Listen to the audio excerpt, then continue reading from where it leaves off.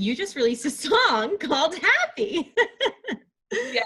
Tell me about this single. I heard it. It's so catchy. I was humming it to sleep. When you released it, it became #1, beating out Kanye and Travis Scott's video, which is unbelievable. Have you always wanted to be a musician? When I was younger, I sang a lot and did musical theater. And then when I got into high school, I focused more on sports. And then when TikTok took off, my managers are in the music business, so they're like, you used to sing, you're doing this. I was like, okay. And so I got in the studio and I loved it. And then I was just, okay, let's release it. It was the only song I recorded. And now I'm like, all right, I guess this is kind of what I want to be doing, because I just really enjoyed it. Very cool. Tell me, what was your reaction when you found out how, I mean, often when we release things like this, we don't know what the reaction will be. When you found out it got so much attention and was so well received? It was very, very shocking. And I think like we all kept our expectations kind of low, because as a influencer and like a TikToker, I didn't think it would be taken as seriously. But I did like 2 snippets of me singing acoustically before, and that's the first time I've ever sang on the internet. So I was so nervous. I just had my friend post it for me. But then, yeah, it was very exciting. Good for you. Like, the song and the message just means so much to me. So that's why I also think it's important, because we do talk a lot about mental health and things like that. So just talking about how it's okay to have a bad day, I thought was really important. The people who understood that message and got it and got past the pop and like excitement of the song and like really listened to the lyrics, I think they also understood that as well. Absolutely. It's something very positive to put out into the world right now, especially. Charli, you girls are a very talented family, because you are an incredible dancer and you've been dancing all your life. Tell me about when you go to post your TikTok videos, do you kind of like train for these dances? Not really. I feel like with a large dance background, it's easier for me to pick up the choreography, so it doesn't take me as long to do them. And TikTok dancing and the competitive world of dancing are very, very different.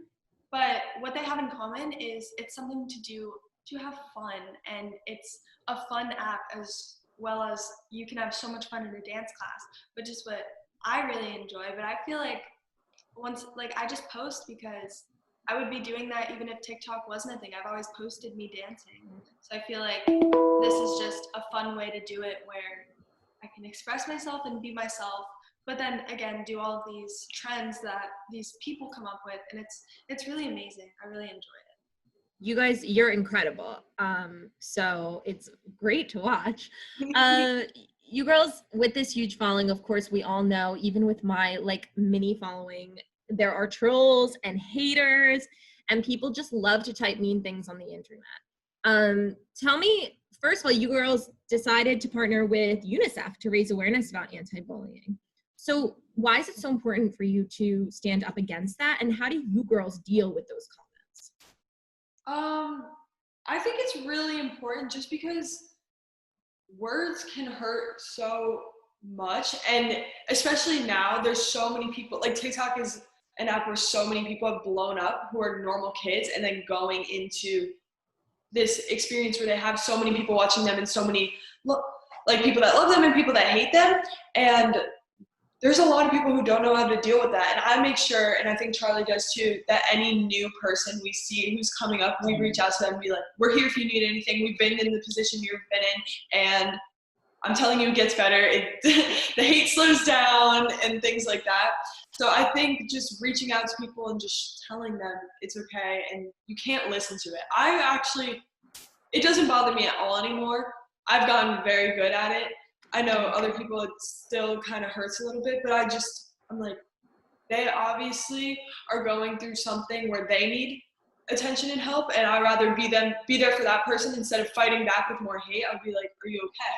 Why are you, like, there's obviously a reason why someone's saying this. And I also think Charli was getting a lot of hate in the beginning, and it's kind of all turned around where people are, I just hated Charli because I was jealous. Like, I've seen a lot of videos of people saying that, and I'm like, See, I told you it was okay. People just jealous of her and just her talent, and that's why I think that was happening. But it was really rough in the beginning, and that's why we partnered with UNICEF. And I Yeah, feel like even if you don't have a following, like high school and middle school are hard. Like no matter what you're doing, there's going to be people that might not agree with you. And I feel like if we spread the messages on the internet where we do have people that look at us to hear what we have to say, that might listen or might change the way they think about things, I feel like it's important to, first of all, normalize that positivity should be your go-to response, and the negativity is an afterthought that takes so much more effort, and it's just not worth it to do that, and in the end you could be hurting someone. So I feel like the more we preach that, there might be some kids that listen, and that's all we really want. It's so great that you girls have this outlook and are open about sharing it with your fans, because so many young people are following you.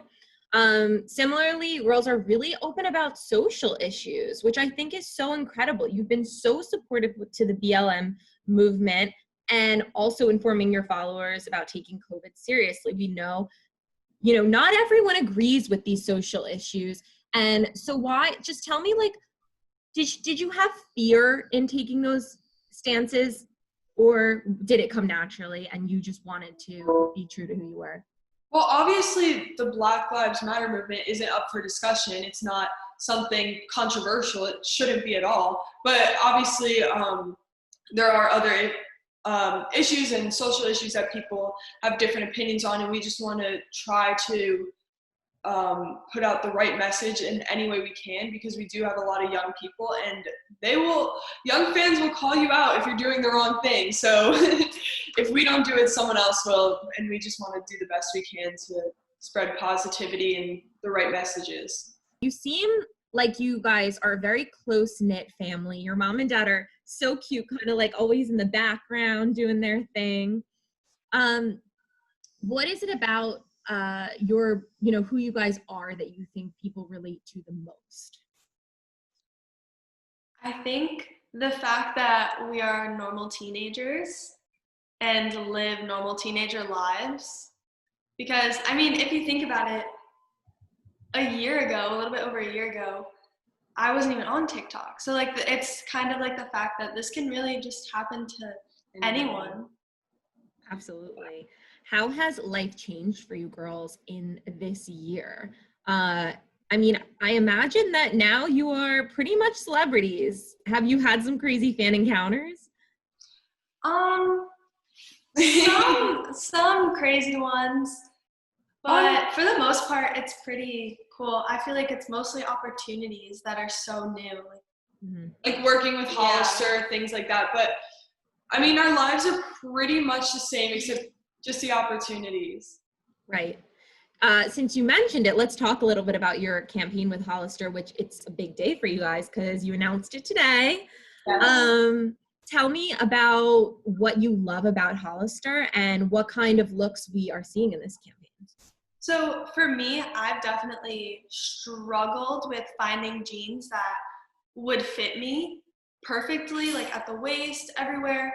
And I was struggling with that for so long throughout like the beginning of middle school, and then I found Hollister, and the jeans just fit so perfectly on every body type, and it's just so amazing to see that. And they have so many styles, and they're so comfortable, and they're so stretchy, like you can dance in them.